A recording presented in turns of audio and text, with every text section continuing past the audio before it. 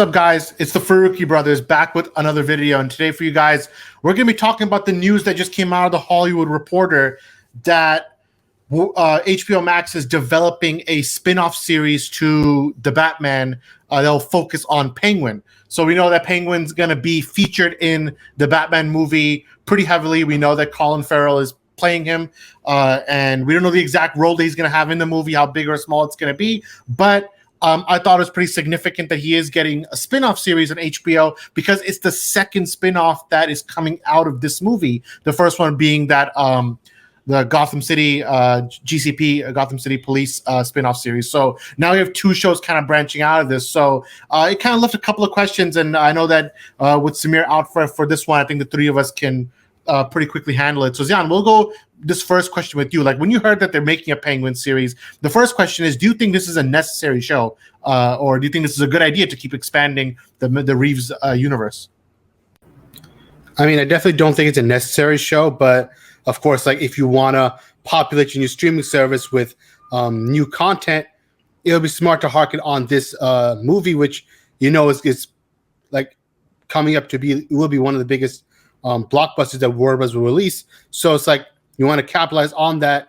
And obviously people say a lot of, I don't know if the rumors of the press screening, the test screening were true or not, but clearly they see some vision in this Penguin iteration. So they want to continue with him on a streaming capacity. But honestly, I feel like it is pretty confusing because you hear the rumors that, Warner Brothers, they don't like how Matt Reeves is handling this film. That's too dark, is this or that, whatever. And they want to change things up. But if they're so scared or underconfident in that regard, why are they so quick to approve all these other spin-off projects regarding the film? So it's like, all right, what is Warner Bros. Thinking? Where is their headspace right now? But I feel like these are just getting approved just to push up HBO Max as a viable service. And when the Batman comes, then they'll be ready to really capitalize on something they can just throw on there. They can put on to gain some of that popularity and bring onto their streaming service through the movie. So story-wise, obviously, we get to see what happens in the movie itself, whether the show is a prequel or takes place after the movie, we don't know. But just as a marketing or business standpoint, I think it's just business decision. They know the Batman will be like a major success, so might as well, at this point early on, green light or approve some spin-off projects, and then maybe we'll see down the road if they actually make it to the streaming service or just get canceled in production. I don't know. Why don't you just jump in? What do you think about the news? What are your initial thoughts? You think it's something that's actually viable or worth it, or you think more was just throwing anything at the wall, see what sticks? I think honestly that they're going to try their best to capitalize on the material that they have in front of them. Obviously, the Penguin presents a very they could. I know they've done a show with the Penguin, like a reimagined Penguin. Obviously, this one is probably going to be a different level because you have an actor called Colin Farrell, in charge of like really doing his thing with that role. So I think it's actually kind of cool to see. I think that they should, and I think Matt Reeves he knows what he's doing. So I don't think he's going to do anything like try to set up, because sometimes you could try to set up the villain for his own show kind of thing. So you're going to use him less in the movie or whatever. I think that would be a mistake. I think you should do the movie as it's intended or whatever, and then if from it you could jump off and do a Penguin, his own solo type run for a little while, then that's cool. And so I'm interested in just because Colin Farrell is playing in my team.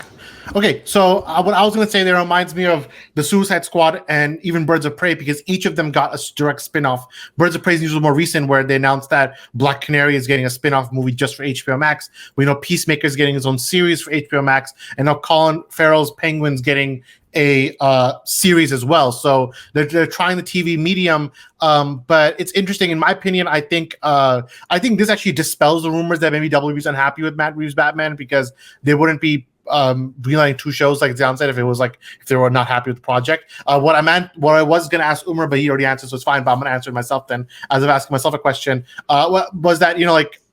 we used to always talk about how we don't want the Batman to be part of any universe. We want it to be in its own little thing. But now it seems like they really are building their own universe, really. It's like TV shows and spin-offs and sequels. So it looks like they're building things, and maybe there's room for a future DC universe after the DCU to go into it. That's what I think could be a possibility. But who knows? The second point, as we kind of jump into the tail end of this, I'm going to bring up the banner right now. Yeah, so the future of DC on streaming, because right now HBO Max has multiple DC shows. So there's a Green Lantern show. There is the Peacemaker show that we talked about. There's a show called DMZ. Titans is taking it's exclusive on HBO Max now. Doom Patrol. We know that Michael B. Jordan is working on a Superman Val Zod series for HBO Max. There's a lot of stuff happening on HBO Max, but the question is, how much will it stick? Like Blue Beetle, like Batgirl. So does it seem like less messy, or does it feel like, hey, they're actually building something really good on HBO Max? That's what I'm kind of confused about, Zion. Do you think that this is like a good idea to greenlight this many stuff? Like, we know Marvel, they only do like 3 series a year, and they do it very contained. Like, here's 3 shows, next year we'll see you again. Right now, I just list 10 shows all in various stages of development. So I don't know what you think, if this is a good or bad thing for DC overall as a brand. You know, to be honest, I think it's a good thing, because it shows, though, even it's on a streaming service, so it's more safe, quote unquote, but it shows that they are willing to at least attempt to bring out some of these new characters, or take a chance on maybe some of the lesser known characters like Blue Beetle, or a riskier character like a Batgirl, instead of just throwing it on feature film. And if they handle the way Marvel does, like you said, they did 3 a year, they did 3 this year, but you can just space it out. Like, you never don't. A bad thing for the bad thing for them would be to release everything like 2 shows at once simultaneously, or 3 at once. I think the way Marvel does is where they release one, and then you have a little break where you get excited for the next one, and then the next one comes. It's like, all right, you're being constantly fed this content, but you have that small break in between, a little breathing room. And I feel like if DC handles it that way, where you have consistent content coming out, but it's not all on top of each other at once, I think that'll be a nice spread out of, all right, DC fans have a lot of different type of content to look forward to in this many months, this many years, and you just keep going through the wave, keep going through the motions, and just if you want to watch one show, you watch that. Otherwise, you wait for the next thing to come out, but you know that there's always something on the horizon. And I think that's good for DC, where at least they have they're confident enough to be trying to start all these different projects. Umar, what about you? Like, as a last point, I mean, do you have? Yeah, go ahead. I actually think I agree with a lot of what Zian's already said. I think to actually go back to one point that you were making earlier, Shraz, about how if WB was upset or whatever with the Batman, and they wouldn't green light the Penguin show, I actually disagree with you. I don't think they care. I think the Batman IP is so crazy that even if they were upset with the Batman as like a Too Dark or whatever as a film, I think they're still gonna milk that cow. Like, they're still gonna use that. And the reason why is because HBO Max seems to be, or their vision for the whole like DC gambit of movies is that we're not gonna be organized. Like, we actually don't want to play it the Marvel route. We want to do our own thing, and it seems, obviously, from my point of view, it seems like their thing is to be disorganized, because they don't have, even with the Batman and having the Penguin show, isn't really a bigger picture that they're working towards. They're just doing random things, and so I think, personally, for me, that's frustrating. But on the flip side of it, I see what Zian's made points about in terms of, like, the variety aspect of it is still refreshing, because we don't often get that. So, but I think regardless of whether they're upset with the Batman or not, they're gonna milk that character, because the Batman. When's the last time I had a bad Batman movie? When's the last time like a Batman movie did bad? There wasn't. Like, I can't remember, like, in recent history. So.